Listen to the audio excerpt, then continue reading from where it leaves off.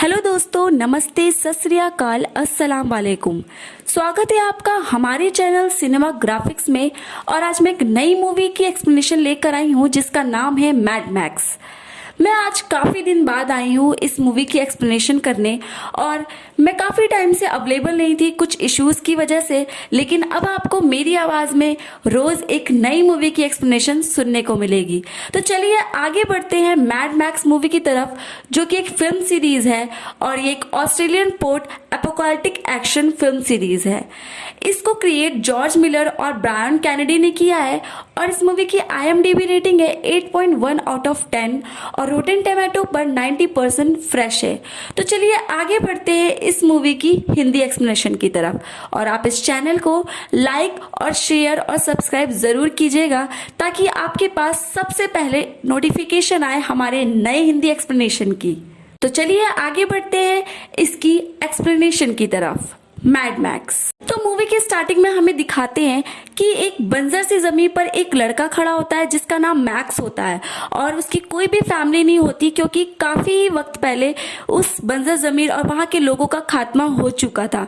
वहां पे कुछ भी नहीं बचता, इसी वजह से उसकी फैमिली भी नहीं बच पाती और वो काफी वक्त से वहां सरवाइव कर रहा होता है। उसके बाद वो देखता है कि उसको सामने से कई कार दिखाई देती है और कुछ लोग उसको उठाकर ले जाते हैं।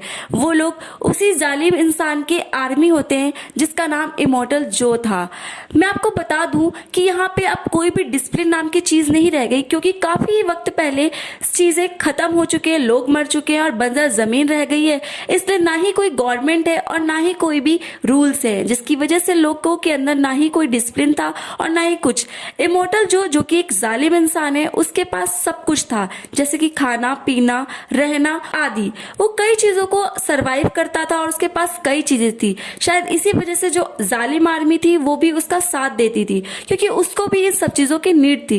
लेकिन इमॉर्टल जो और उसके कुछ लोगों को, जो उसकी आर्मी थी, उनको एक प्रॉब्लम होती है जिसकी वजह से उन लोगों को अक्सर दिक्कत हो जाती थी। उन लोगों को अक्सर खून की जरूरत पड़ जाती थी, जिसकी वजह से वो लोग काफी सरवाइव करने में दिक्कत देते थे। हालांकि वहां पे इमॉर्टल जो को लोग गॉड मानते थे, क्योंकि उनके पास काफी फ्यूल था और इस बंजर जमीन पे जहाँ पे कुछ भी नहीं बचा, उसके पास बहुत कुछ रहता था। अब हम दूसरी तरफ देखते हैं कि मैक्स के पीठ में यूनिवर्सल डोनर लिख देते हैं, क्योंकि लोगों को पता चलता है कि इसका खून यूनिवर्सल डोनर है और आगे चल के उसके खून का काम होगा।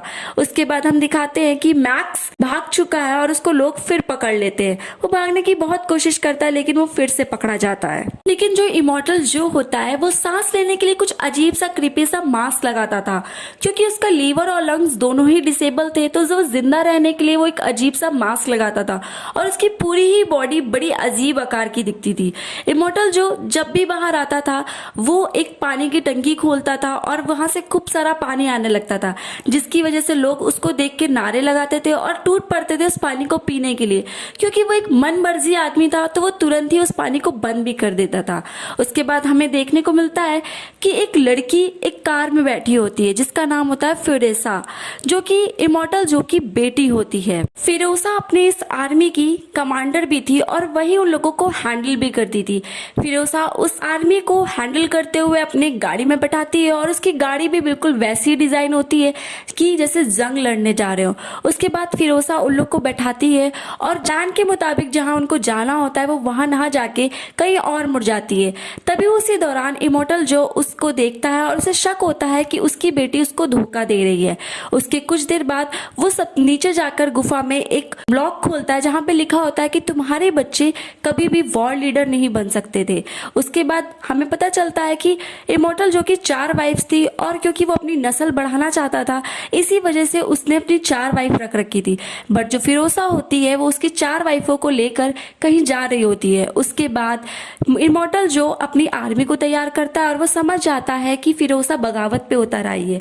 उसी आर्मी में एक आदमी होता है जिसका नाम नक्स होता है, जो कि इमॉर्टल जो को बहुत मानता था और उसको अपने भगवान की तरह पूछता भी था। क्योंकि नक्स इमोर्टल जो को इम्प्रेस करना चाहता था तो वो डिसाइड करता है कि वो फिरोसा से उसकी चारों वाइफ्स को लेकर आएगा और उसके सामने महान बन जाएगा।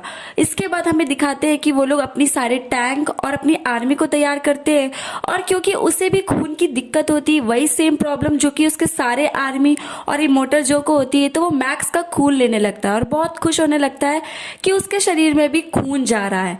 उसके बाद वो डिसाइड करता है कि वो उसको अपनी गाड़ी के आगे बांध लेगा और बराबर के तौर से खून लेता रहेगा।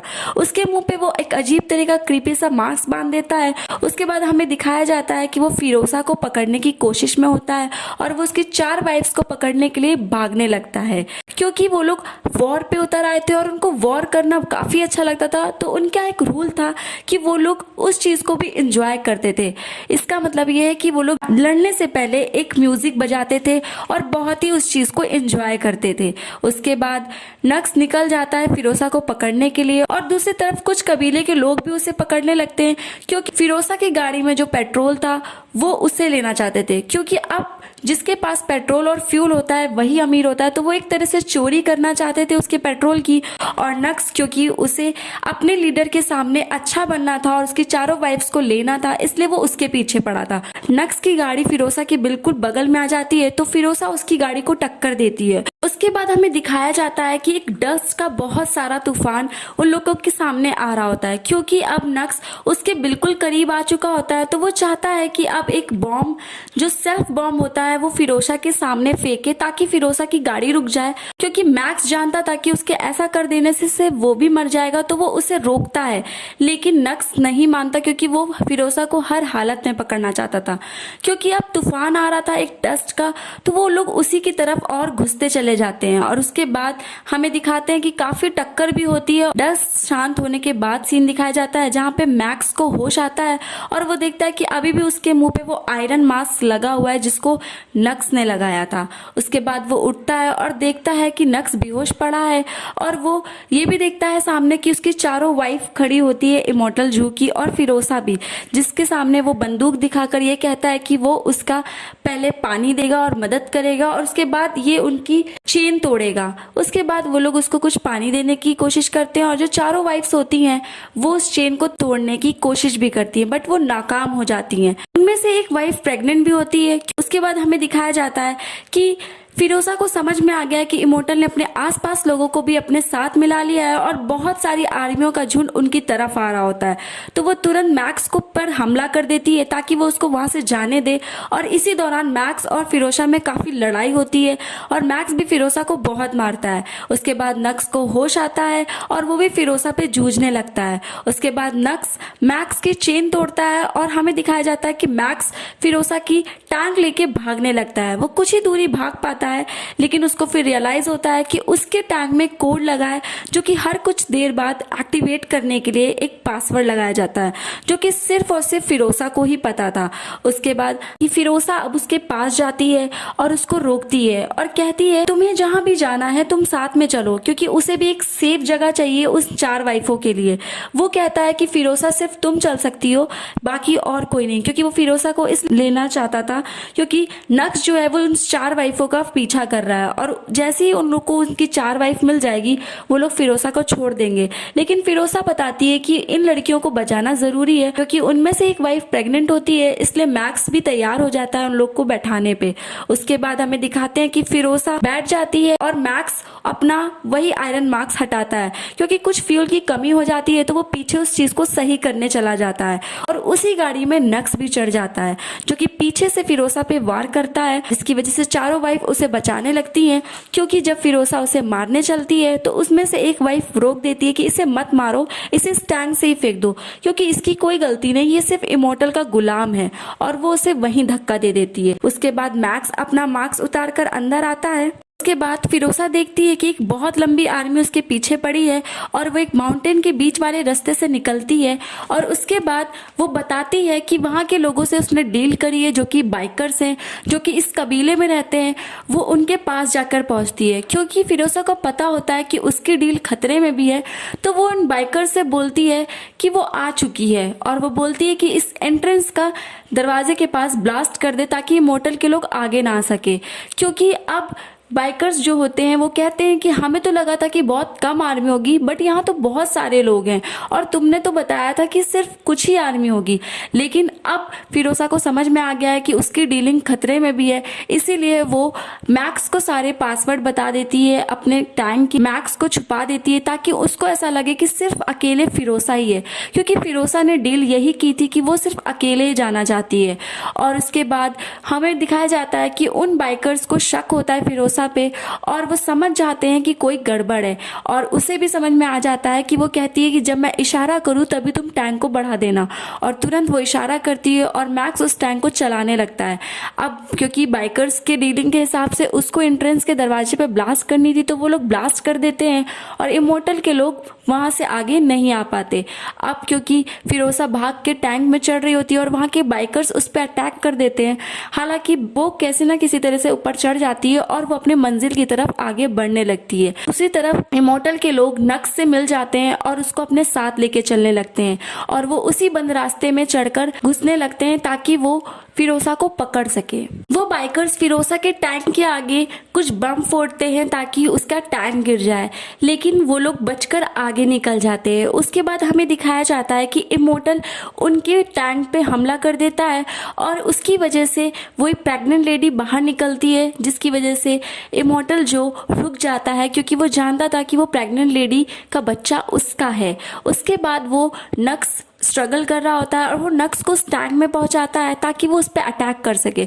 वो किसी तरह से उसके टैंक में पहुंचाता है, लेकिन उसके हाथ में एक चेन होती है जिसकी वजह से वो फंस कर उसकी बंदूक गिर जाती है, और ये देखकर इमोर्टल समझ जाता है कि इससे कुछ नहीं होगा। उसके बाद हमें दिखाते हैं कि वो आगे बढ़ता है और वो उसी तरह सारी आर्मियों से लड़ता रहता है। उसके साथ एक और जायंट सा आदमी होता है जो इसका बेटा होता है, वो हमला करता है और वो सीधा स्टीयरिंग में जाके चेन को फांसता है ताकि उसकी स्टीयरिंग रोकी जा सके। लेकिन एक और प्रेग्नेंट लेडी जो होती है वो उसकी चेन को कट कर देती है और कुछ देर बाद वो इसी हमले की वजह से वो गिर जाती है। तभी इमोर्टल अपनी गाड़ी को टर्न करके उस गाड़ी को तोड़ देता है और वो अपनी बीवी को उठाकर चिल्लाने लगता है। उसके बाद सारी वाइफ्स पीछे मुड़कर देखती हैं और रोते हुए आगे बढ़ जाती हैं, क्योंकि फिरोसा अब अपनी मंजिल की तरफ बढ़ रही थी तो वो आगे बढ़ जाती है और वह किसी दलदल सी जमीन पर जाके फंस जाती है। दूसरी तरफ इमोर्टल पता लगाता है कि इसका बच्चा जिंदा है या नहीं, तो पता चलता है कि उसका बेटा मर चुका है और उसकी वाइफ भी, और वो ये बात अपने जायंट बेटे को बताता है कि तुम्हारा भाई इस दुनिया में अब नहीं रहा, और वो चिल्ला चिल्ला के बताता है कि मेरा भाई मर चुका है। उसके बाद वहाँ पे एक वाइफ देखती है कि नक्स उसकी गाड़ी में पड़ा हुआ है, क्योंकि नक्स एक मायूस सा होता है और वो कहता है कि मैंने कुछ भी नहीं किया, और वो एकदम हताश होता है। तो वो इमोर्टल की एक वाइफ उसको बहुत सांत्वना देती है और उसके सर पे हाथ रखकर उसे समझाती है कि कोई बात नहीं। अब क्योंकि नक्स जान चुका है कि अब उसने कुछ नहीं किया, तो वो उन लोग के साथ मिल जाता है। उसके बाद हमको देखने को मिलता है कि वो किसी ना किसी तरह से अपनी गाड़ी को निकालने की कोशिश करते हैं, बट वहीं पे एक आर्मी का आदमी आ जाता है और वो उस पर हमला करने लगते हैं। मैक्स अपनी स्नाइपर गन निकालकर उसको मारने लगता है, लेकिन उसकी निशाना गलत हो जाता है, और उसी वक्त फिरोसा उसकी स्नाइपर गन लेकर उस पर निशाना मारती है और उसके बाद उसके करीब जाकर उसे दिखाती है कि वो अंधा हो चुका है, और आगे बढ़ने लगते हैं। आगे बढ़ने के बाद वो देखते एक सैंड एरिया में कोई चिल्ला रहा होता है। उसको समझ में नहीं आता कि आवाज कहाँ से आ रही, तो जब वो टॉप पे देखती है तो एक लेडी की आवाज होती है वो। हालांकि मैक्स उसको रोकता है, कहता है ये पक्का किसी की चाल होगी, बट फिर भी फिरोसा उतर के वहाँ पे आती है और देखती है कि वो कोई और नहीं उसकी माँ होती है। वहाँ पे कुछ बाइकर्स भी आते हैं, लेकिन वो कुछ भी नहीं करते। वहाँ पे एक बूढ़ी लेडी होती है जो कि दिखाती है कि उसके पास कुछ वेजिटेबल और फ्रूट्स के बीज हैं, जो कि सिर्फ इस दुनिया के आखिरी बीज हैं। वो देखकर निराश हो जाती है, क्योंकि फिरोसा को लग रहा था यहाँ पे ग्रीनरी एरिया होगी, लेकिन यहाँ पे कुछ भी नहीं बचा। मैक्स अब अपने रास्ते अपने डेस्टिनेशन की ओर निकलने लगता है और उसके बाद वो कहता है कि ठीक है अब मैं चलता हूँ, और फिरोसा सारे बाइकर्स की बाइक लेकर आगे मंजिल की तरफ बढ़ने लगती है। उसके बाद जैसे ही मैक्स रुका हुआ होता है उसको हेलुसिनेशन और विजन आते हैं अपनी फैमिली की, जो कि उससे कह रहे होते हैं कि तुम्हें फिरोसा की मदद करनी चाहिए। वो बाइक उठाकर फिरोसा के आगे बढ़ जाता है और वो वहीं पे आगे रुककर उससे कहता है कि मेरे हिसाब से मुझे तुम्हारी मदद करनी चाहिए और तुमको यहाँ पे कोई भी ग्रीनरी एरिया नहीं मिलेगा, मिलेगी, तुम जहाँ से आई हो तुमको वहीं लौट जाना चाहिए, क्योंकि तुम्हारी गिनरी एरिया तुमको वहीं मिलेगी। लेकिन अब वो लौटे भी तो कैसे लौटे, क्योंकि वहाँ पे इमोटन रहता है और उससे खतरा था। लेकिन वो किसी ना किसी तरह से मैक्स का ट्रस्ट कर लेती है और वो चली जाती है। इमोटन देखते हैं कि फिरोसा उसके पास आ रही होती है और वो लोग एक बड़ी आर्मी के साथ हमला करने लगते हैं। हमला करने के बाद हमें दिखाया जाता है कि इमोटल और उसकी आर्मी उसको बेहद तरीके से मारती है और इसी हमले के दौरान वो बूढ़ी लेडी मर जाती है और वो लोग काफ़ी जख्मी होते हैं। और लड़ाई के दौरान फिरोसा उसका मास्क नोच देती है जो कि उसके शरीर से ही लगा होता है, और उसके मास्क नोचने के बाद ही तुरंत वो ढेर हो जाता है और वो मर जाता है। और उसी दौरान नक्स भी अपने आप को सेक्रीफाइस करके उसी टैंक से अपने आप को ब्लास्ट कर लेता है। और इसी दौरान हमें पता चलता है कि अब वहाँ की लीडर कोई और नहीं फिरोसा होगी, जो कि वहाँ के लोग खुश होते हैं, जो कि अब एकदम न्याय करेगी। और उसके कुछ वक्त बाद हमें दिखाते हैं कि वो लीडर बन गई है और वो ऊपर खड़ी है और मैक्स को जाते हुए देखती है, और वो देखकर ये खुश होती है कि अब उसके सामने जो भी होगा अच्छा ही होगा। तो बस यहीं तक थी मैड मैक्स मूवी की हिंदी एक्सप्लेनेशन। और अगर आपको पसंद आई हो तो इस चैनल को ज़रूर लाइक, शेयर, सब्सक्राइब और कमेंट ज़रूर कीजिएगा, और हमें बताइएगा कि आपको इस मूवी की एक्सप्लेनेशन कैसे लगी। खैर, ये मूवी काफ़ी दिलचस्प है और इसकी रेटिंग्स भी काफ़ी हाई है, तो इससे आपको समझ में आ रहा होगा कि ये मूवी काफ़ी बेहद अच्छी और दिलचस्प है। इस मूवी को देखिएगा भी और इसकी एक्सप्लेनेशन को भी सुनिएगा, और हमारे इस चैनल को ज़रूर सब्सक्राइब कीजिएगा। और डिस्क्रिप्शन बॉक्स में हमारा इंस्टाग्राम लिंक है, इसको ज़रूर फॉलो कीजिए और अपना खूब सारा प्यार बनाए रखिए।